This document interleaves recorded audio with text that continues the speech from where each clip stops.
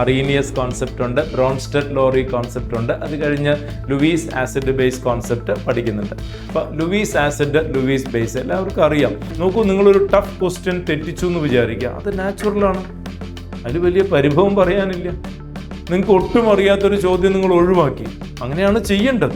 A weak acid and the salt of that weak acid with a strong base can act as a acidic buffer. Acidic ബഫറിന്റെ formula എന്താണ്? pH Henderson equation. pH is equal to pKa plus log salt by acid. ഇതിൽ നമ്മൾ workout ചെയ്യുന്ന സമയത്ത് pH എന്ത് കിട്ടും? pH 5.05 എന്ന് കിട്ടുന്നുണ്ട്.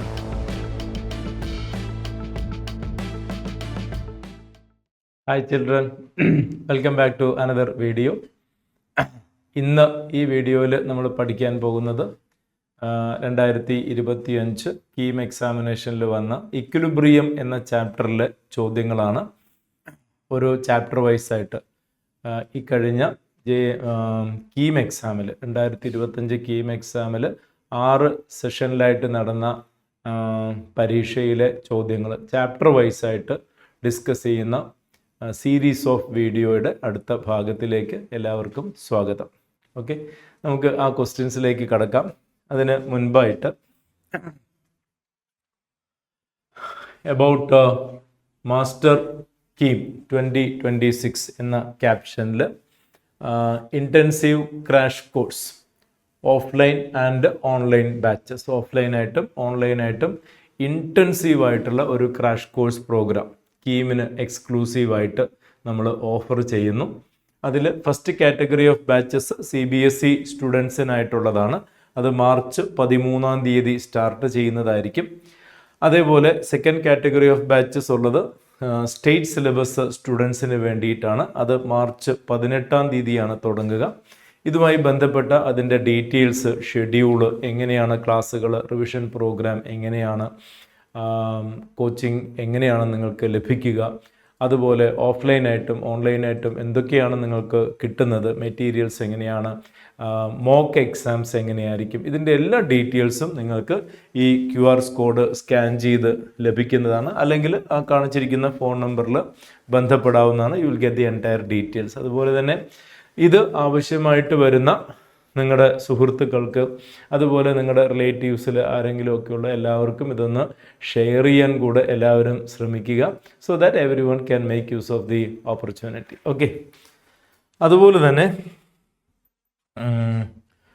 +1 +2 ട്യൂഷൻ പ്രോഗ്രാമുമായി ബന്ധപ്പെട്ട അതിൻ്റെ ഡീറ്റെയിൽഡ് സബ്ജക്റ്റ് കവറേജ്, അതിന് ആവശ്യമായിട്ടുള്ള ഓരോ സബ്ജക്റ്റ് വൈസായിട്ട് physics, chemistry, mathematics, botany, zoology, ഓരോ സബ്ജക്റ്റ് വൈസായിട്ട് തന്നെ അതിൻ്റെ ഡീറ്റെയിൽഡ് ഡിസ്ക്രിപ്ഷൻസ് അടങ്ങുന്ന വീഡിയോസ് എല്ലാം ഉൾപ്പെടുത്തിയിട്ടുണ്ട്. അതും എല്ലാവരും ഉപയോഗപ്പെടുത്താൻ ശ്രമിക്കുക കേട്ടോ. Now we are switching on to ഒന്നാമത്തെ ചോദ്യം. Which of the following act as Lewis acid എന്നാണ് ചോദ്യം. ഈ ചാപ്റ്ററിലെ വളരെ എലിമെൻ്ററി ആയിട്ടുള്ള ഒരു ടോപ്പിക്കാണ് ലൂയിസ് ആസിഡ് ബേസ് കോൺസെപ്റ്റ്, അല്ലേ? അറീനിയസ് കൺവെൻഷണൽ ആസിഡ്സിനെ കുറിച്ചും ബേസിസിനെ കുറിച്ചും ഒക്കെ പഠിക്കുന്നുണ്ട്. ക്ലാസിക്കൽ കോൺസെപ്റ്റ് അറീനിയസ് കോൺസെപ്റ്റ് ഉണ്ട്, ബ്രോൺസ്റ്റഡ് ലോറി കോൺസെപ്റ്റ് ഉണ്ട്. അത് കഴിഞ്ഞ് ലൂയിസ് ആസിഡ് ബേസ് കോൺസെപ്റ്റ് പഠിക്കുന്നുണ്ട്. അപ്പോൾ ലൂയിസ് ആസിഡ്, ലൂയിസ് ബേസ് എല്ലാവർക്കും അറിയാം. Electron pair donors are called Lewis acids, അല്ലേ? എന്താണ് ലൂയിസ് ആസിഡ്സ്? ലൂയിസ് ആസിഡ്സ് എന്ന് വെച്ച് കഴിഞ്ഞാൽ electron pair acceptors called Lewis acids. And what is Lewis base? Electron pair donors called Lewis bases. But normally Lewis bases എന്തായിരിക്കും? Electron rich species ആയിരിക്കും. Electron rich species ആയിരിക്കും Lewis bases ആയിട്ട് work ചെയ്യുക. And they donate electron pair. അതുപോലെ തന്നെ electron deficient ആയിട്ടുള്ള ആൾക്കാരായിരിക്കും Lewis acids ആയിട്ട് വർക്ക് ചെയ്യുക. And they will accept a pair of electron. Electron deficiency ഇല്ലെങ്കിലും അക്സെപ്റ്റ് ചെയ്യുന്ന ലൂയിസ് ആസിഡ്സ് ഉണ്ട്. That's a different story. Okay, അപ്പോൾ നമുക്ക് നോക്കാം. ഒന്നാമത്തേത് വാട്ടർ മോളിക്യൂളാണ്. വാട്ടർ മോളിക്യൂള് ഇലക്ട്രോൺ റിച്ച് ആണ്. And they act as Lewis bases electron pair donate ചെയ്യുന്ന ആൾക്കാണ് വാട്ടർ മോളിക്യൂൾസ് അല്ലേ. OH മൈനസ് ഇലക്ട്രോൺ റിച്ച് ആണ്, they act as Lewis bases. അപ്പോൾ ഇതൊന്നും നമുക്ക് ആൻസർ അല്ല, നമുക്ക് വേണ്ടത് ലൂയിസ് ആസിഡ് ആണ് കിട്ടും. ഫ്ലൂറൈഡ് ഇലക്ട്രോൺ റിച്ച് ആണ്, ലൂയിസ് ബേസ് ആണ്. അമോണിയ ഇലക്ട്രോൺ റിച്ച് ആണ്, ലൂയിസ് ബേസ് ആണ്.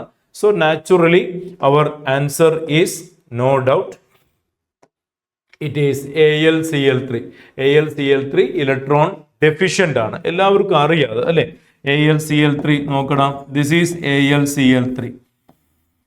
It is having 6 electron system. ഇവർക്ക് 6 ഇലക്ട്രോൺ സിസ്റ്റം ആണ്. സിക്സ്റ്ററ്റ് ആണ്, 2 electron, 4 electron, 6 electron. They have sextet system and they are electron deficient in nature and they accept a pair of electron. Everybody do remember when it is interacting with chlorine, നോക്കൂ ഈ bond ഇങ്ങനെ break ചെയ്യും, Cl മൈനസും Cl പ്ലസും ഇയാൾ വന്ന് ഇവിടെ attack ചെയ്യും and thereby you get AlCl4 minus. AlCl4 minus and this act as the electrophile അല്ലേ. ഇലക്ട്രോഫിലിക് ആരോമാറ്റിക് സബ്സ്റ്റിറ്റ്യൂഷൻ റിയാക്ഷനിൽ ഇലക്ട്രോഫൈലിനെ ജനറേറ്റ് ചെയ്യുന്ന ഒരു ട്രിഗറിങ് ആക്ഷൻ ചെയ്യുന്നത് ആരാണ്? ലൂയിസ് ആസിഡ്സ് ആണ്. അവരുടെ ലൂയിസ് ആസിഡ് നേച്ചർ ആണ്. Right. So here the answer is group 13 compounds generally act as Lewis acids. They are electron deficient in nature.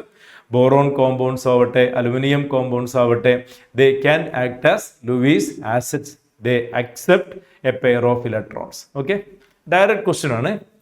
അടുത്ത ചോദ്യം, the concentration of hydrogen ion in a sample of soft drink തന്നിട്ടുണ്ട്. അതിന്റെ pH value എത്ര എന്നാണ് ചോദ്യം.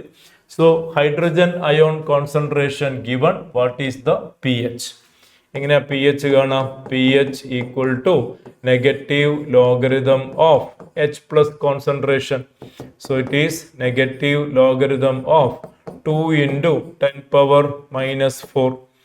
എന്ത് കിട്ടും? Minus log 2 plus log 10 power minus 4 എന്ന് വരും. That is മൈനസ് log 2 എന്ന് വെച്ച് കഴിഞ്ഞാൽ 0.3010 തന്നിട്ടുണ്ട്. തന്നിട്ടില്ലെങ്കിൽ നിങ്ങൾ അറിഞ്ഞിരിക്കണം കേട്ടോ. Plus minus 4 log 10. Log 10 is 1, so minus of 0.3010 minus 4. Log 10 is 1.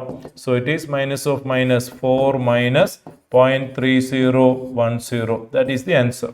So the answer is 4 minus 0.3. 3.7 റേഞ്ചിലാണ് ആൻസർ വരിക. Option 2 is the correct answer. Option 2 is the correct answer. ഇത്രയും കാൽക്കുലേഷൻ ഒന്നും വലിയ പ്രസക്തിയൊന്നുമില്ല. The moment you see this data, you are able to get log minus log 10 power minus 4. It is 4 minus log 2 എന്ന് ഒറ്റ നോട്ടത്തിൽ ആൻസറിലേക്ക് land ചെയ്യാവുന്നതേ ഉള്ളൂ. ഞാൻ എല്ലാ സ്റ്റെപ്സും ഡീറ്റെയിൽ ആയിട്ട് എഴുതി എന്ന് മാത്രം കേട്ടോ. തെറ്റിക്കാതെ ചെയ്യുക. Finding pH. ലോഗ് നിങ്ങൾ കണ്ടുപിടിക്കാൻ പഠിച്ചിട്ടുണ്ടാവണം കേട്ടോ. ചിലപ്പോൾ ലോഗ് വാല്യൂ തന്നിട്ടില്ലെങ്കിൽ ലോഗ് ആൻറ്റി ലോഗ് കണ്ടുപിടിക്കുന്നത് എല്ലാവരും പ്രാക്ടീസ് ചെയ്തിട്ടുണ്ടാവണം. ഏത് വാല്യൂ തന്നു കഴിഞ്ഞാലും ലോഗ് നമുക്ക് കണ്ടുപിടിക്കാം without referring any table. Log tables refer ചെയ്യാതെ, ലോഗ് ടേബിൾ നോക്കാതെ ഏത് ലോഗ് വാല്യൂ തന്നു കഴിഞ്ഞാലും അത് ലോഗ് കണ്ടുപിടിക്കാനും ആൻറ്റി ലോഗ് കണ്ടുപിടിക്കാനും മക്കൾ പഠിച്ചിട്ടുണ്ടാവണം അല്ലേ. ക്ലാസ്സിലൊക്കെ കൃത്യമായിട്ട് പഠിപ്പിച്ച് തന്നിട്ടുണ്ട്. ഏത് വാല്യൂ എങ്ങനെ തന്നാലും അതിൻ്റെ ലോഗ് എങ്ങനെയാണ് കാണുക, ആൻറ്റി ലോഗ് എങ്ങനെയാണ് എടുക്കുക, പഠിപ്പിച്ചിട്ടുള്ളതാണ്. അതൊന്ന് നന്നായിട്ട് റിവൈസ് ചെയ്യണം. പഠിച്ചിട്ടില്ലാത്തവർ പഠിക്കണം കേട്ടോ. ഓക്കെ, അടുത്ത ചോദ്യം, മൂന്നാമത്തെ ചോദ്യം. What is the log K of the following reaction? Ammonia plus carbon dioxide, you are getting urea plus water at 298 Kelvin. Delta G തന്നിട്ടുണ്ട്. log K ആണ് നമുക്ക് കാണേണ്ടത്. 2.303 RTയുടെ വാല്യൂ തന്നിട്ടുണ്ട്. 2.303 RTയുടെ വാല്യൂ തന്നിട്ടുണ്ട്. റൈറ്റ്. എന്താ ഫോർമുല അറിയാലോ അല്ലേ? എന്താ formula? Delta G naught equal to minus 2.303 RT log K എന്നാണ് നമുക്ക് കാണേണ്ടത്. ലോഗ് കെ ആണ് കേട്ടോ. So it is log K equal to delta G naught by minus 2.303 RT value തന്നിട്ടുണ്ട്, മൈനസ് 5.7 ഇതിന്റെ വാല്യൂ തന്നിട്ടുണ്ട്. So what is answer? അതും kilo ജൂളിലാണ് കിട്ടും, ഇതും കിലോ ജൂളിലാണ്. So it is minus 11.4 divided by minus 5.7. You can easily understand it's exactly 2 times. ശരിയല്ലേ? Exactly 2 times. So log k equal to 2 എന്ന് കിട്ടും. ഓപ്ഷൻ 5. ശരിയല്ലേ? ഓപ്ഷൻ 5. അപ്പോൾ ഡയറക്റ്റ് ആയിട്ട് അതിൽ ആവശ്യമായിട്ടുള്ള കാൽക്കുലേഷൻസ് ഒന്നും വലിയ പ്രസക്തിയേ ഇല്ല എന്ന് തന്നെ പറയാം. ആ രീതിയിലാണ് അതിൻ്റെ ചോദ്യത്തിൻ്റെ ഫ്രെയിമിംഗ് നടത്തിയിരിക്കുന്നത്. Just by knowing that formula you are able to get the answer. കാരണം കെ അല്ല ചോദിച്ചിരിക്കുന്നത്, ആൻറ്റി ലോഗൊന്നും വേണ്ട, മനസ്സിലായി? ലോഗ് കെ കണ്ടുപിടിച്ചാൽ മതി. അപ്പോൾ log K equal to delta G by 2.303 RT എന്നാണ്. ആ വാല്യൂ ഉൾപ്പെടെ ക്വസ്റ്റ്യനിൽ അവൈലബിൾ ആണ്, നത്തിങ് എൽസ്. Okay, right. അടുത്ത ചോദ്യം, 4ാമത്തെ ചോദ്യം. Which of the following reaction proceeds nearly to completion? ഇക്വിലിബ്രിയത്തിലെ ഒരു പ്രധാനപ്പെട്ട ഒരാശയമാണ്. Greater the K value, equilibrium constant എത്ര, equilibrium constant tells you the extent of reaction. Equilibrium constant വളരെ ചെറുതാണെങ്കിൽ you are on to the left hand side of the equilibrium. maximum reactance ആയിരിക്കും, products കുറച്ചേ ഉണ്ടാവുള്ളൂ. ഇക്വിലിബ്രിയം കോൺസ്റ്റന്റ് ഒരു moderate value ആണെന്നുണ്ടെങ്കിൽ, ഒരു 1, 10 ആ വാല്യൂക്ക് ആണെങ്കിൽ റിയാക്ടൻസും പ്രോഡക്ട്സും ഓൾമോസ്റ്റ് ഈക്വൽ ക്വാണ്ടിറ്റി ആയിരിക്കും എന്നറിയാം. അതേസമയം equilibrium constant very high value ആണെങ്കിൽ എന്താ അർത്ഥം? Products are very large and you are almost nearing to completion എന്ന് മനസ്സിലാക്കാൻ സാധിക്കും. So the extent of equilibrium value will tell us where you stand. എങ്ങനെയാണത്? Reactants converted to product. അപ്പോൾ K value law ആണെന്നുണ്ടെങ്കിൽ, K value low ആണ് എങ്കിൽ you are standing somewhere here. Reactants maximum ആയിരിക്കും, products വളരെ കുറച്ചേ ഉണ്ടായിട്ടുണ്ടാവുള്ളൂ, and you are at the beginning of the equilibrium എന്ന് മനസ്സിലാക്കാൻ സാധിക്കും. അതല്ല, കെ വാല്യൂ ഒരു മോഡറേറ്റ് വാല്യൂ ആണെന്ന് വിചാരിക്കാം.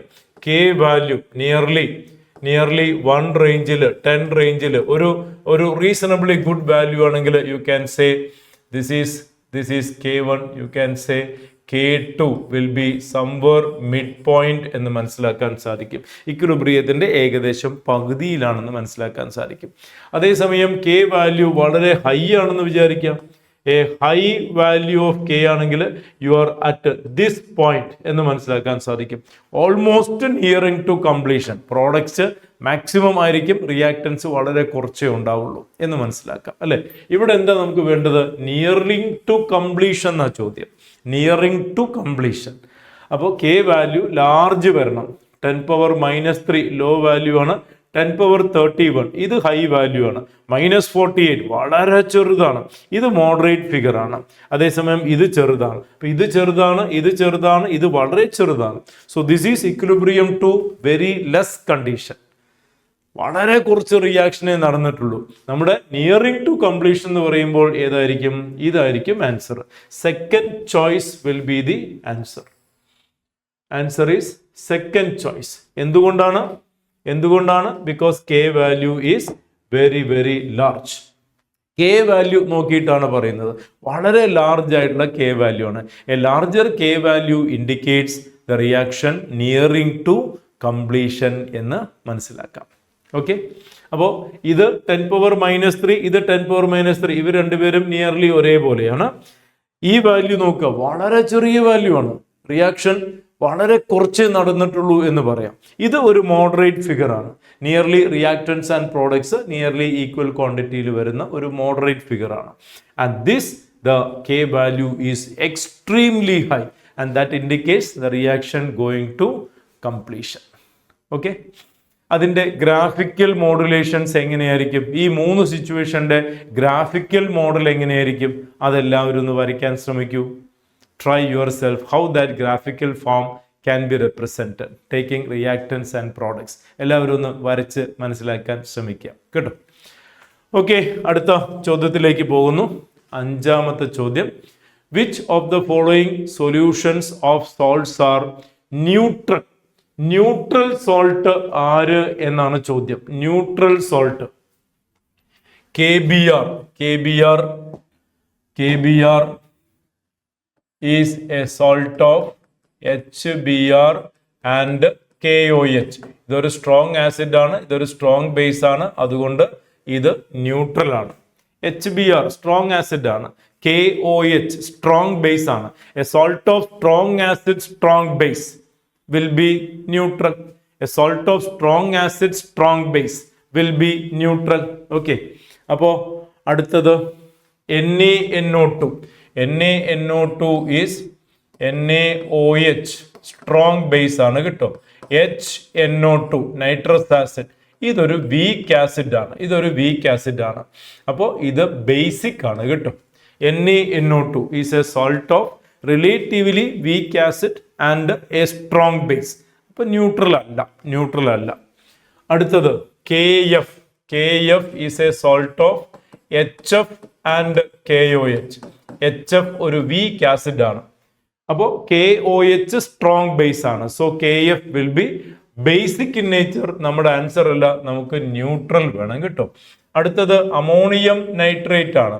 Ammonium nitrate is A salt of nitric acid and ammonium hydroxide.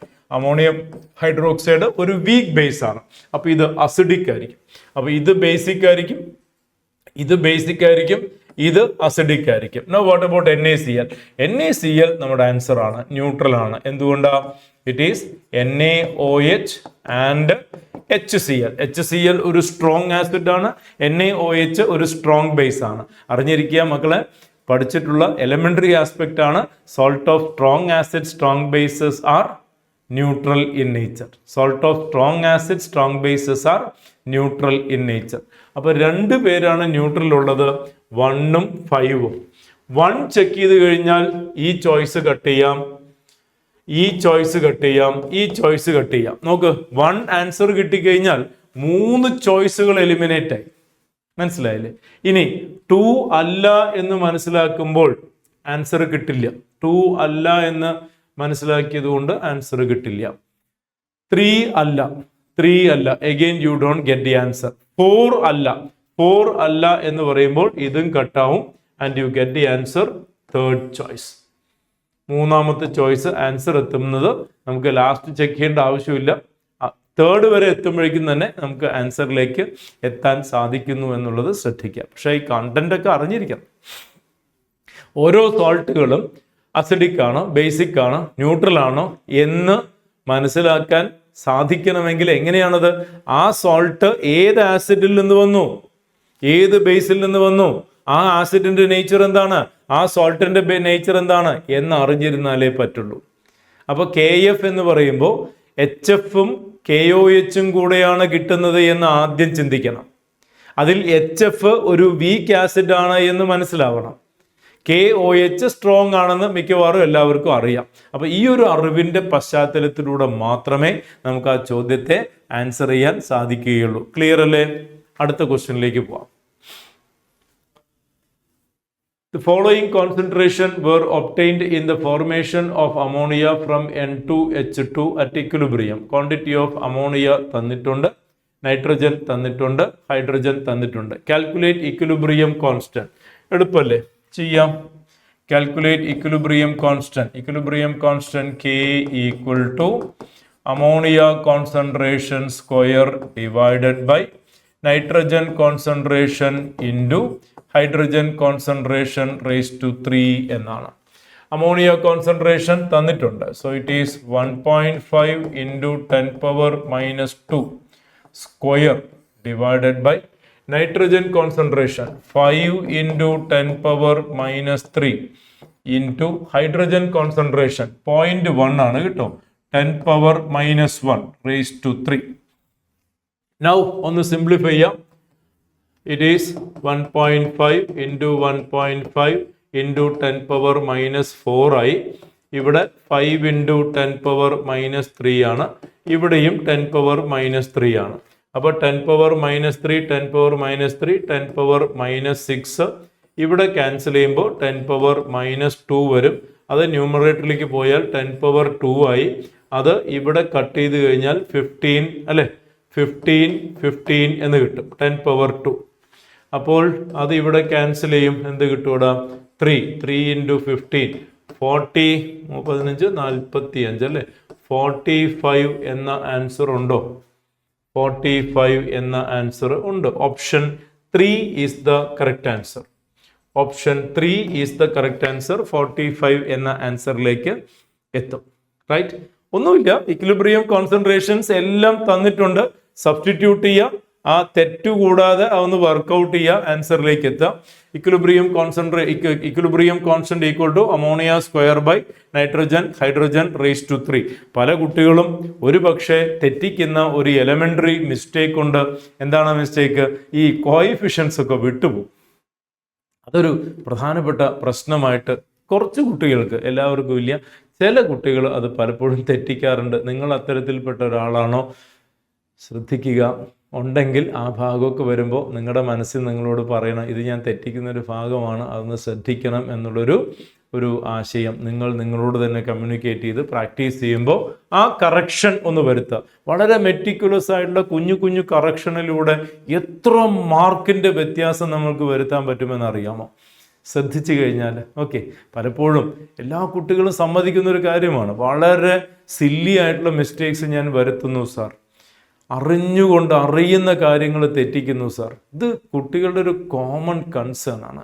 അതെങ്ങനെയാണ് കറക്റ്റ് ചെയ്യാൻ പറ്റുക? അതിലേക്കുള്ള കടിഞ്ഞാൻ നിങ്ങളിൽ തന്നെയാണുള്ളത് മക്കളെ, അത് നിങ്ങളിൽ തന്നെയാണുള്ളത്.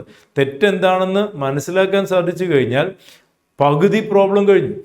നിങ്ങൾ പലപ്പോഴും പരീക്ഷ കഴിയുന്നതോടുകൂടി, മോക്ക് എക്സാംസ് കഴിയുന്നതോടുകൂടി ആ പരീക്ഷയെക്കുറിച്ച് വിടുകയാണ് നിങ്ങൾ. അങ്ങനെ ചെയ്യരുത്. മോക്ക് എക്സാംസ് കഴിയുമ്പോൾ നിങ്ങളൊരു ക്രിട്ടിക്കൽ അനാലിസിസ് നടത്തണം. എന്നിട്ട് അതിൽ നിങ്ങൾ വരുത്തിയിട്ടുള്ള silly mistakes, easy and moderate, നോക്കൂ, നിങ്ങളൊരു ടഫ് ക്വസ്റ്റ്യൻ തെറ്റിച്ചു എന്ന് വിചാരിക്കുക, അത് നാച്ചുറലാണ്, അതിൽ വലിയ പരിഭവം പറയാനില്ല. നിങ്ങൾക്ക് ഒട്ടും അറിയാത്തൊരു ചോദ്യം നിങ്ങൾ ഒഴിവാക്കി, അങ്ങനെയാണ് ചെയ്യേണ്ടത്, അതാണ് ചെയ്യേണ്ടത്. തെറ്റായിട്ടുള്ളൊരു ടഫായിട്ടൊരു ക്വസ്റ്റ്യൻ നിങ്ങൾ അറ്റംപ്റ്റ് ചെയ്തു, കിട്ടിയ ആൻസർ തെറ്റിപ്പോയി, ഒരു കുഴപ്പമില്ല, ഇറ്റ്സ് ക്വൈറ്റ് നാച്ചുറൽ. പക്ഷേ ഈസി ആൻഡ് മോഡറേറ്റ് ലെവൽ ക്വസ്റ്റ്യൻസിൽ നിങ്ങൾ വരുത്തുന്ന സില്ലി ആയിട്ടുള്ള മിസ്റ്റേക്സ്, അതിൻ്റെ ഒരു കണക്കെടുപ്പ് നിങ്ങൾ നടത്തണം. അത് കറക്റ്റ് ചെയ്യാനുള്ള ഒരു ബോധപൂർവമായിട്ടുള്ള ശ്രമം അതായിരിക്കണം നമ്മുടെ പ്രൊഫഷണൽ ട്രെയിനിങ്ങിൻ്റെ ഭാഗമായിട്ട് നമ്മൾ ചെയ്യേണ്ടതും നമ്മളെ ഒരുക്കേണ്ടതും. കിട്ടും, എങ്കിലേ നമുക്ക് ഇംപ്രൂവ് ചെയ്യാൻ സാധിക്കും. So I'm going to next question 7ലേക്ക് പോകാം. 7ാമത്തെ ചോദ്യം, which of the following is a Lewis acid? നേരത്തെ ലൂയിസ് ബേസിനെ കുറിച്ചായിരുന്നുവെങ്കിൽ ഇപ്പോൾ ലൂയിസ് ആസിഡിനെ കുറിച്ചാണ് ചോദ്യം. അല്ല, അതും ലൂയിസ് ആസിഡിനെ കുറിച്ച് തന്നെ ആയിരുന്നു തോന്നുന്നു അല്ലേ? അതും ലൂയിസ് ആസിഡിനെ കുറിച്ച് തന്നെയായിരുന്നു. അപ്പോൾ ലൂയിസ് ആസിഡ് ബേസ് കോൺസെപ്റ്റ്, അപ്പോൾ അവിടെ ലൂയിസ് ആസിഡ് ബേസ് കോൺസെപ്റ്റ് മാത്രം നിങ്ങൾ നോക്കിയാൽ പോരെ, ബാക്കി 3 കോൺസെപ്റ്റും നന്നായിട്ട് പഠിച്ചു വേണം പോവാൻ. കിട്ടും. Which of the following is a Lewis acid എന്നാണ് ഓൾറെഡി പറഞ്ഞു. Lewis acids are electron pair acceptors ആണ്. കിട്ടും, ഇലക്ട്രോൺ പെയർ അക്സെപ്റ്റേഴ്സ് ആണ്. HCl ഒരു ക്ലാസിക്കൽ അറീനിയസ് ആസിഡ് ആണെന്ന് പറയാം. അറീനിയസ് ആസിഡ് ആണ്, അല്ലെങ്കിൽ ബ്രോൺസ്റ്റഡ് ലോറി ആസിഡ് ആയിട്ട് വർക്ക് ചെയ്യുന്ന ആളാണ്. പിന്നെ OH- ഇലക്ട്രോൺ റിച്ച് ആണ്, ലൂയിസ് ബേസ് ആണ്. ഈവൻ ക്ലാസിക്കൽ ഐഡിയയിൽ അറീനിയസ് ബേസ് എന്നും പറയാം. H2O ഇലക്ട്രോൺ റിച്ച് ആണ്. അപ്പോൾ ഇയാള് നമ്മുടെ ലൂയിസ് ആസിഡ് കാറ്റഗറിയിൽ വരുന്ന ആളല്ല. ഇത് ആൻസർ അല്ല, ഇത് ആൻസർ അല്ല, ഇത് ആൻസർ അല്ല. Answer is 4th choice, CO3+. This can act as Lewis acid അല്ലേ? മിക്കവാറും നമ്മൾ പഠിക്കുന്നതാണ്, കോംപ്ലക്സ് കെമിസ്ട്രിയിൽ പഠിക്കുന്നതാണ്. Central atom act as Lewis acid, ligands act as Lewis base. Coordination കെമിസ്ട്രിയിൽ പഠിക്കുന്ന വളരെ പ്രധാനപ്പെട്ട ഒരു ആശയമല്ലേ അത്, അല്ലേ? നോക്കൂ, ഹെക്സാ അമീൻ കൊബാൾട്ട് കോംപ്ലക്സ് എന്താണ് അവസ്ഥ? ഹെക്സാ അമീൻ കൊബാൾട്ട് കോംപ്ലക്സ് എന്താ അവസ്ഥ? CO NH3 6 times 3 plus. What is the scenario? Cobalt 3 plus accepting an electron pair from nitrogen and is making a bond. There is a dative bond. There is a coordinate bond formed between the central metal atom and ammonia. Say for example. അപ്പോൾ ഇവിടെ ligands എന്തായിട്ട് work ചെയ്യുന്നു? Luis base ആയിട്ട് work ചെയ്യുന്നു. And they donate a pair of electron. Central metal atom എന്തായിട്ട് work ചെയ്യുന്നു? Luis acid ആയിട്ട് work ചെയ്യുന്നു. So we get the easy answer from that. It is cobalt 3 plus. ഇത് Luis based ആണ്, ഇത് Luis based ആണ്, ഇത് ബേസ്ഡ് ആണ്. ഇത് ഒരു നോർമൽ ക്ലാസിക്കൽ ഐഡിയയിൽ വരുന്ന അറീനിയസ് കോൺസെപ്റ്റിൽ വരുന്ന ആസിഡ് അല്ലെങ്കിൽ ബ്രോൺസ്റ്റഡ് ലോറി കോൺസെപ്റ്റിലും പറയാവുന്നതാണ് കേട്ടോ. So the answer is fourth choice. Easy ആയിട്ടുള്ള ഡയറക്റ്റ് ആയിട്ട് ലഭിക്കുന്ന ഒരു ചോദ്യം തന്നെയാണ് അല്ലേ. അടുത്ത ചോദ്യത്തിലേക്ക് പോവാം.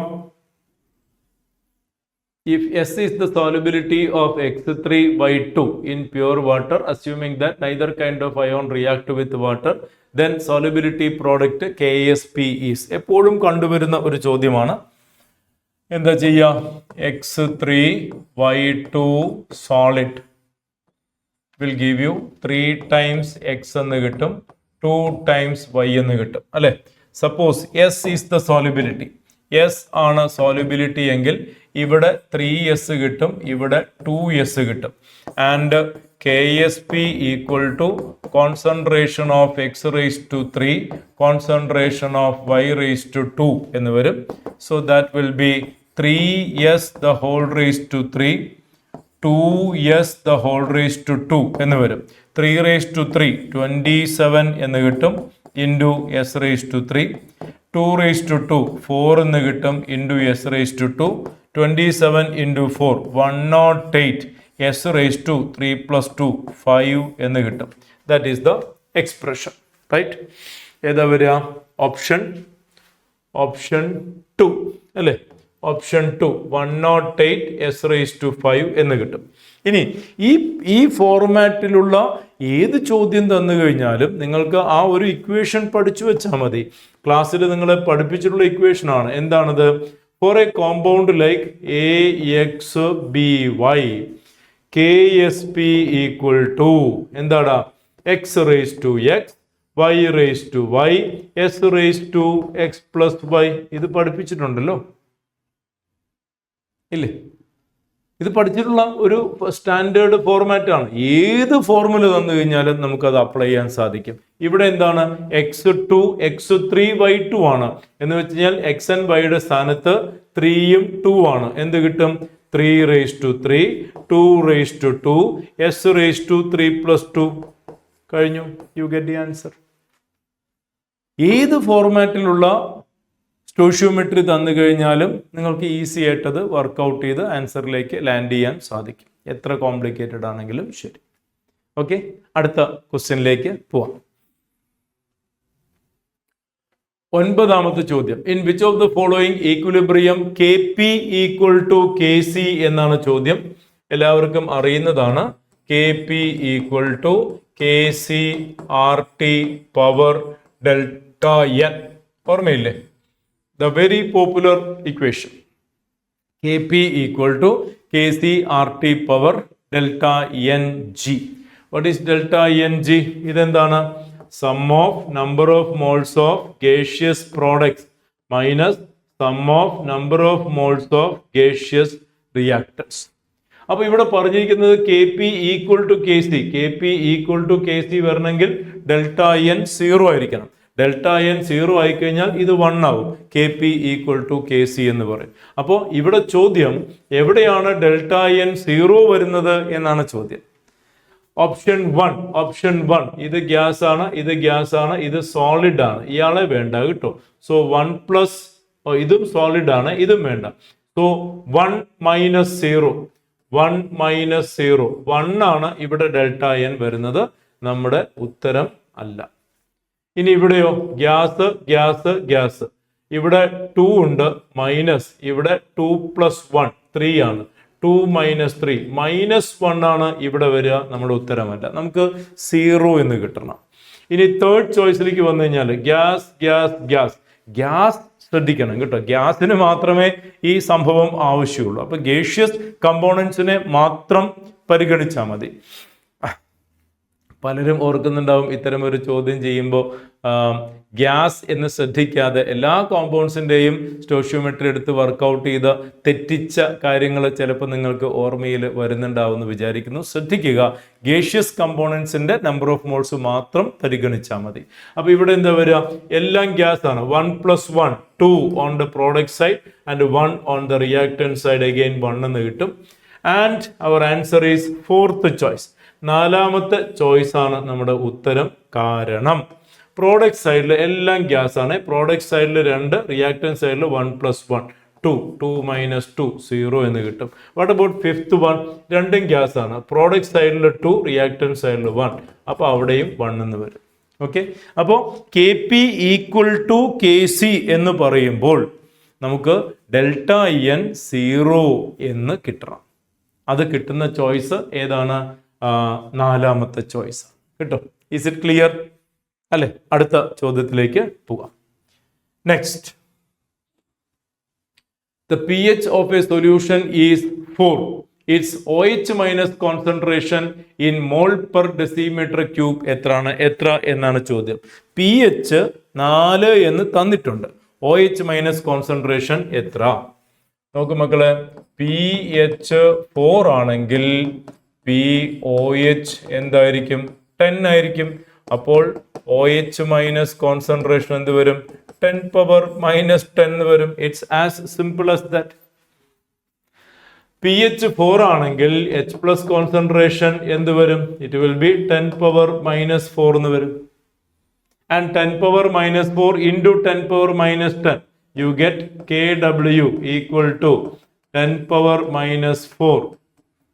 ഇത് 10⁻⁻4, ഇത് 10⁻⁻10, you get 10⁻⁻14. ഇതെല്ലാം എലിമെന്ററി ആസ്പെക്ട്സ് എല്ലാവർക്കും അറിയുന്ന കാര്യങ്ങളാണ്. pH 4 എന്ന് കിട്ടിക്കഴിഞ്ഞാൽ POH 10 എന്ന് കിട്ടും. കാരണം pH + POH 14 എന്ന് വരണം അല്ലെ? pH + POH = 14 എന്ന് വരണം. അപ്പോൾ POH എന്ത് വരും? 10 എന്ന് കിട്ടും. ശരിയല്ലേ?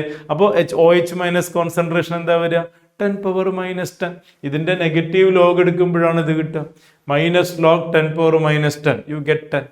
ഓക്കെ, ഏതാ ചോയ്സ് വരിക? ഓപ്ഷൻ 2 അല്ലെ? Option 2 is the correct answer. Okay അല്ലേ? ക്ലിയർ അല്ലേ? അടുത്ത ചോദ്യത്തിലേക്ക് പോവാം. Next question. ഓക്കെ, അടുത്ത ചോദ്യം. 4 gram NaOH were dissolved in 1 liter solution containing 1 mole acetic acid and 1 mole sodium acetate.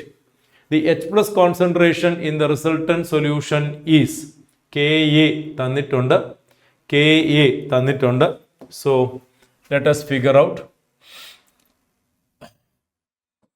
We have CH3COOH plus NaOH. You are getting CH3COONA plus H2O. ഇത് 4 gram NaOH ആണ്. Therefore, number of moles is equal to 4/40. 0.1 മോൾ എന്ന് വരും. അപ്പോൾ ഇത് എടുത്തിരിക്കുന്നത് 0.1 മോൾ ആണ്. ഇത് നമ്മൾക്കുള്ളത് 1 mole ആണ്. ഇതും 1 മോൾ ആണ്. You can see the question. Contain 1 mole acetic acid and 1 mole sodium acetate. അപ്പോൾ ഒരു സൊല്യൂഷൻ അകത്ത് 1 മോൾ അസറ്റിക് ആസിഡ് ഉണ്ട്, 1 മോൾ അസറ്റിക് ആസിഡ് ഉണ്ട്, അതുപോലെ 1 മോൾ സോഡിയം അസറ്റേറ്റും ഉണ്ട്. ഓക്കെ, അതിലേക്ക് 0.1 മോൾ NaOH ആഡ് ചെയ്തു. Now what will happen? ഇത് കംപ്ലീറ്റ് ആയിട്ട് റിയാക്ട് ചെയ്യും. ഇറ്റ് വിൽ റിമെയിൻ നിൽ. ഇത് ഇവിടെ റിയാക്ട് ചെയ്യുന്ന എത്രയായിരിക്കും? 0.1 മോൾ റിയാക്ട് ചെയ്യും. സോ ഇതും 0.1 മോൾ റിയാക്ട് ചെയ്യും. So remaining will be 1 - 0.1. 0.9 mole will be acetic acid remaining. കാരണം ഇത് 0.1ഉം ഇത് 0.1ഉം റിയാക്ട് ചെയ്യും. 1 ആണ് ഉള്ളത്. 0.1 റിയാക്ട് ചെയ്യും. 1 - 0.1 0.9 റിമൈനിങ്. ഇനി ഇവിടെ ഇത് 0.1 മോൾ ഫോം ചെയ്യും. 0.1 മോൾ ഫോം ചെയ്യും. So the new quantity will be 1 plus 0.1 1.1 mole ആയിരിക്കും. അപ്പോൾ ഇത് 0.9 മോൾ, ഇത് 1.1 mole. Now you can apply the pH formula, Henderson equation. pH is equal to pKa plus log concentration of salt CS3COONA divided by CS3COOH. Right. ഇനി ഈ P H കിട്ടിക്കഴിഞ്ഞാൽ നമുക്ക് H plus കോൺസെൻട്രേഷനിലേക്ക് പോവാം. പി എച്ച് കിട്ടിക്കഴിഞ്ഞാൽ H plus കോൺസെൻട്രേഷനിലേക്ക് പോവാം. ആ ഫ്രെയിമിംഗ് കണ്ടാൽ തന്നെ മനസ്സിലാവണം. It is acting as a buffer solution. ഇതൊരു ബഫർ സൊല്യൂഷൻ ആയിട്ട് വർക്ക് ചെയ്യുന്നു എന്ന് മനസ്സിലാക്കാൻ സാധിക്കേണ്ടതാണ്. മനസ്സിലായില്ലേ? ഓൺലി പോയിന്റ് ഈസ് ദാറ്റ് അതിൽ സോൾട്ട് എത്ര, ആസിഡ് എത്ര. സോൾട്ട് 1 ആയിരുന്നു, ആസിഡ് 1 ആയിരുന്നു. നമ്മൾ പക്ഷേ കുറച്ച് NaOH ആഡ് ചെയ്തു. എത്ര ആഡ് ചെയ്തു? 0.1 ആഡ് ചെയ്തു. അപ്പോൾ ഇതിൽ നിന്ന് 0.1 റിയാക്ട് ചെയ്യും, 0.9 റിമൈനിങ്. ഇവിടെ 0.1 കൂടും, 1.1 remaining. So final quantity. And now it is ഇതിൻ്റെ pKa കാണണം. Ka തന്നിട്ടുണ്ട്. We need to find out pKa. എങ്ങനെ കണ്ടുപിടിക്കാം? pKa equal to negative logarithm of Ka. That is negative logarithm of 1.1 into 10 power minus 5. That will be 5 minus log 1.1. 5 minus log 1.1 ചെയ്ത് കഴിഞ്ഞാൽ 5ന്റെ തൊട്ട് താഴെ വരും. ഒരു 4.95 4.96 ആ റേഞ്ചിലായിരിക്കും ഇതിൻ്റെ വാല്യൂ വരിക. 4.96 റേഞ്ചിലായിരിക്കും വരിക. So you can take 4.96 plus log ഇതിന്റെ ക്വാണ്ടിറ്റി 1.1, ഇതിന്റെ quantity 0.9. Right. Now log 1.1 by 0.9 it is nearly 1.22 something വരും. ഇപ്പൊ ലോഗ് 1.22 ലോഗ് 1.22 ചെയ്ത് കഴിഞ്ഞാൽ ഇതിന്റെ ലോഗ് വാല്യൂ കണ്ടു കഴിഞ്ഞാൽ ഒരു നിയർലി ഒരു 0.09 സംതിങ് വരും കിട്ടും. ഇതിന്റെ വാല്യൂ ഒരു 0.09 വരും. So you get the final figure 4.96 plus 0.09. അപ്പൊ എന്ത് വരും? 5.05 എന്ന് വരും. This is the new pH. ഇതാണ് pH. നമുക്ക് വേണ്ടത് H പ്ലസ് കോൺസെൻട്രേഷൻ ആണ്. H plus concentration will be anti log of -5.05. കാരണം this is equal to minus log H plus concentration എന്നല്ലേ. അപ്പോൾ minus log H plus concentration is 5.05. So what is log H plus concentration? It is minus 5.05. So what is H plus concentration? And anti-log of minus 5.05. Anti-log കണ്ടുപിടിക്കാൻ പഠിപ്പിച്ചിട്ടുണ്ട് കൃത്യമായിട്ട്. എങ്ങനെ ചെയ്യാം? ഇതിനെ എങ്ങനെ ചെയ്യാം? -6 പ്ലസ് 0.95 എന്ന് എടുത്താൽ മതി അല്ലേ. നോക്ക്, -6 പ്ലസ് 0.95 എന്നെടുത്തു കഴിഞ്ഞാൽ -5.5 ആയി. റൈറ്റ്. -6 വരണമെങ്കിൽ 10 പവർ -6 വരണം. 0.95 വരണമെങ്കിൽ നിയർലി എന്ത് വരണം? 0.95 വരണമെങ്കിൽ നിയർലി 9 വരണം. അപ്പോൾ 9ന്റെ ലോഗ് വാല്യൂ ആണ് ഈ കാണുന്നത്. 10 പവർ -6ന്റെ ലോഗ് വാല്യൂ ആണ് ഈ കാണുന്നത്. അങ്ങനെയാണ് ആന്റി ലോഗ് കാണുക. അപ്പോൾ ഞാൻ നേരത്തെ സൂചിപ്പിച്ചതുപോലെ ഒരു ലോഗ് ആന്റി ലോഗ് കാണേണ്ടി വരുന്ന സിറ്റുവേഷൻസ് എവിടെയൊക്കെയുണ്ട്? തെർമോഡൈനമിക്സിൽ വരാം, ഇക്വിലിബ്രിയത്തിൽ വരാം, ഇക്വിലിബ്രിയത്തിൽ മോസ്റ്റ്ലി, അതുപോലെ ഇലക്ട്രോ കെമിസ്ട്രിയിലെ ചില സ്ഥലങ്ങളിൽ വരാം. അപ്പോൾ മക്കൾ അത് പഠിക്കാം. നോർമലി മിക്കവാറും ചോദ്യങ്ങളിൽ ലോഗ് വാല്യൂ ഒക്കെ തരും. പക്ഷെ ചില ക്വസ്റ്റ്യൻസിൽ നമുക്ക് ഈ നമ്മളായിട്ട് തന്നെ ഇത് വർക്കൗട്ട് ചെയ്യേണ്ടുന്ന സാഹചര്യങ്ങൾ വരും. ലൈക്ക് ദിസ്, ഇതുപോലെ. അപ്പോൾ 9 × 10 പവർ -6 ആണ് നമ്മുടെ ഉത്തരം. 9 × 10 പവർ -6. 10 പവർ -6 കാണാനില്ല. അപ്പൊ 10 പവർ -5 ആക്കി കഴിഞ്ഞാൽ 0.9 എന്ന് വരും. അങ്ങനെ ഒരു വാല്യൂ ഉണ്ടോ? 10 power -5 fifth option, that is the correct answer. കേട്ടോ, fifth option, that is the correct answer. അപ്പോൾ ഇതുവരെ നമ്മൾ പരിചയപ്പെട്ടതിൽ ഒരു എബവ് ആവറേജ്, ടഫ് എന്ന് ഞാൻ പറയില്ല, ടഫ് എന്ന് വേണമെങ്കിൽ പറയാം. എന്തുകൊണ്ടാണ്? കാൽക്കുലേഷൻസിന്റെ ഇൻവോൾവ്മെന്റ് കൊണ്ട് വേണമെങ്കിൽ ടഫ് എന്ന് പറയാം, അല്ലാണ്ട് ടഫ് ക്വസ്റ്റ്യൻ അല്ല. എബോവ് ആവറേജ് എന്ന് പറയാവുന്ന ഒരു ചോദ്യമാണ് ഇപ്പോൾ നിങ്ങൾ പരിചയപ്പെട്ടത്. ഞാനത് ഒരിക്കൽ കൂടെ വിശദീകരിക്കാം, എല്ലാവരും ഒന്ന് ശ്രദ്ധിക്കുക കേട്ടോ.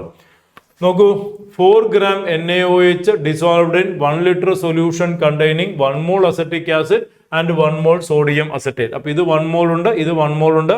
അതിലേക്ക് 4 gram NaOH. What is meant by 4 gram NaOH? 4 gram NaOH എന്ന് വെച്ച് കഴിഞ്ഞാൽ 4 divided by 40, 0.1 mole ആണ്. 0.1 mole NaOH ആഡ് ചെയ്തു. Now what is the scenario? ഇതങ്ങ് റിയാക്ട് ചെയ്യും. ആരുമായിട്ട് റിയാക്ട് ചെയ്യും? അസറ്റിക് ആസിഡുമായിട്ട് റിയാക്ട് ചെയ്യും. എത്ര? 0.1. അപ്പോൾ അസറ്റിക് ആസിഡ് ബാക്കി എത്ര ഉണ്ടാവും? 1 എടുത്തു, 0.1 റിയാക്ട് ചെയ്തു, 0.9 ബാക്കിയുണ്ട്. ഇയാള് 0.1 ഫോം ചെയ്യും. അപ്പോൾ എത്രയായിരിക്കും ബാക്കി? 1 + 0.1, 1.1 മോൾ ഉണ്ട്. Now this act as a buffer. എന്ത് ബഫറാണ്? Acidic ബഫറാണ്. A weak acid and the salt of that weak acid with a strong base can act as a acidic buffer. Acidic buffer ന്റെ ഫോർമുല എന്താണ്? pH Henderson equation. pH is equal to pKa plus log salt by acid. ഇതിൽ നമ്മൾ workout ചെയ്യുന്ന സമയത്ത് pH എന്ത് കിട്ടും? pH 5.05 എന്ന് കിട്ടുന്നുണ്ട്. അത് കിട്ടിക്കഴിഞ്ഞാൽ H+ കോൺസെൻട്രേഷനിലേക്ക് പോകാം. U get the answer 9 × 10⁻�6 which is reported as 0.9 × 10⁻⁵. Option 5ലേക്ക് land ചെയ്യാൻ സാധിക്കും. എല്ലാവർക്കും ക്ലിയർ ആണെന്ന് വിചാരിക്കുന്നു. വീണ്ടും ഒരിക്കൽ കൂടെ ആ ചോദ്യം ഒന്ന് വർക്ക്ഔട്ട് ചെയ്ത് കണ്ടുപിടിക്കാൻ എല്ലാവരും ശ്രമിക്കുക കേട്ടോ. ഓക്കെ, അടുത്ത ക്വസ്റ്റ്യനിലേക്ക് പോവാം. What is the value of Kc for following equilibrium if value of Kp for reaction is 8.21 × 10⁻⁻²? എന്താണ് Kp Kc relationship? What is the relationship? Kp equal to Kc RT power delta n എന്നാണ്. നമുക്ക് കണ്ടുപിടിക്കേണ്ടത് Kc ആണ് കേട്ടോ. So it is Kc equal to Kp divided by RT power delta n എന്നാണ്. What is Kp? 8.21 × 10⁻⁻² ആണ്. Right. R value 0.0821 into temperature 1000 ആണ്. Temperature 1000 ആണ്. What is delta n? Gas. അപ്പോൾ പ്രോഡക്റ്റ് സൈഡിൽ 2+1 3 mole ഗ്യാസ്, റിയാക്ടൻറ്റ് സൈഡിൽ 2 mole gas. So you get delta n equal to 1 എന്ന് കിട്ടും. So this power is 1. ഇനി ഇത് സോൾവ് ചെയ്ത് കഴിഞ്ഞാൽ എന്താ കിട്ടുക? ഇത് സോൾവ് ഇൻറ്റു 1000 ചെയ്യുമ്പോൾ നമുക്ക് ഒരു 100 ചെയ്ത് കഴിഞ്ഞാൽ 8.21 കിട്ടും അല്ലേ? അപ്പോൾ ഇത് ക്യാൻസൽ ചെയ്യാം. പിന്നുള്ളതൊരു 10 ആണ്. അത് 10⁻³ എന്ന ആൻസറിലേക്കാണോ ലാൻഡ് ചെയ്യാം? ശരിയല്ലേ? 10⁻³ എന്ന ആൻസറിലേക്കല്ലേ ലാൻഡ് ചെയ്യാം? Yes, exactly. ഒന്നാമത്തെ ചോയ്സ് ഇതിലേക്കാണ് ലാൻഡ് ചെയ്യുക. സിമ്പിൾ കാൽക്കുലേഷൻ ആണ്. Kp ഈക്വൽ ടു, ഇതാണ് ഫോർമുല കേട്ടോ, Kp equal to Kc RT power del n. Therefore Kc equal to Kp by RT power delta n. Delta n എന്ത് വരും? Product minus reactant 2+1 3 - 2 1 എന്ന് കിട്ടും.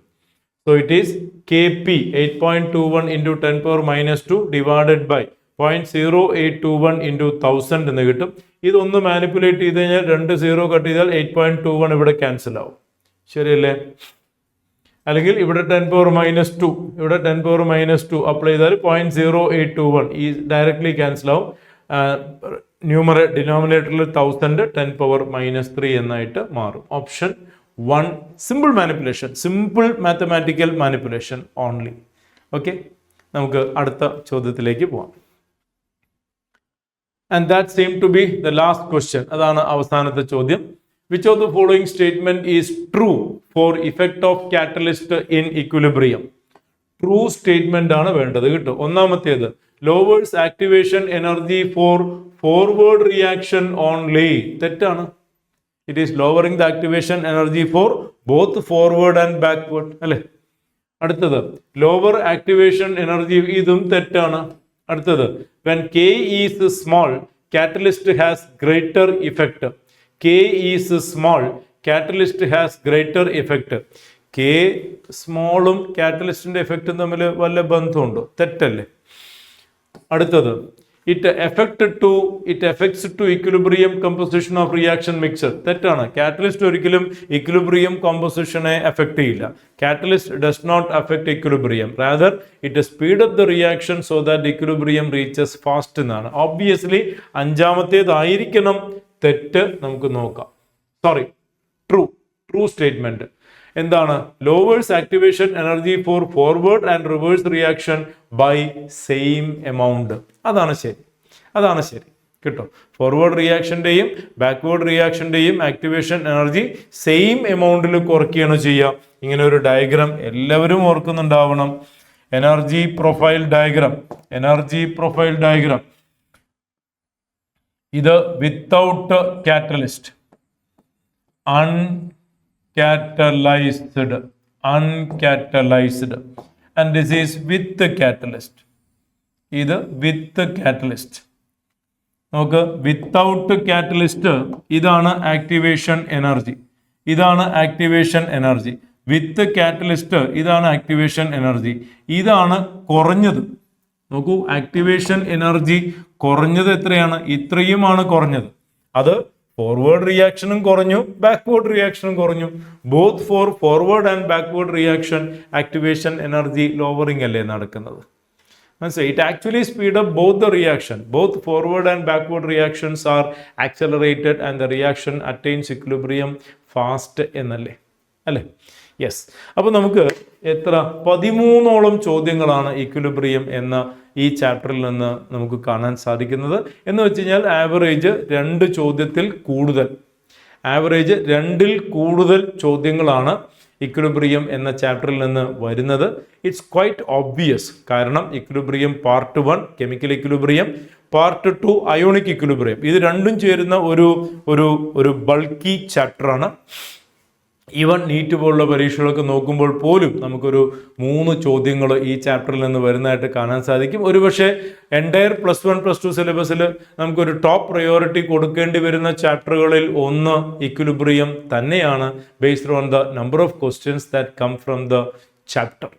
Okay, അപ്പോൾ equilibrium എന്ന ചാപ്റ്ററിലെ കഴിഞ്ഞ വർഷത്തെ കീം പരീക്ഷയിൽ 6 സെഷനിലായിട്ട് നടന്ന ചോദ്യങ്ങളുടെ ഒരു ഡീറ്റെയിൽഡ് എക്സ്പ്ലനേഷൻ ആണ് നിങ്ങൾ ഇതുവരെ കേട്ടത്.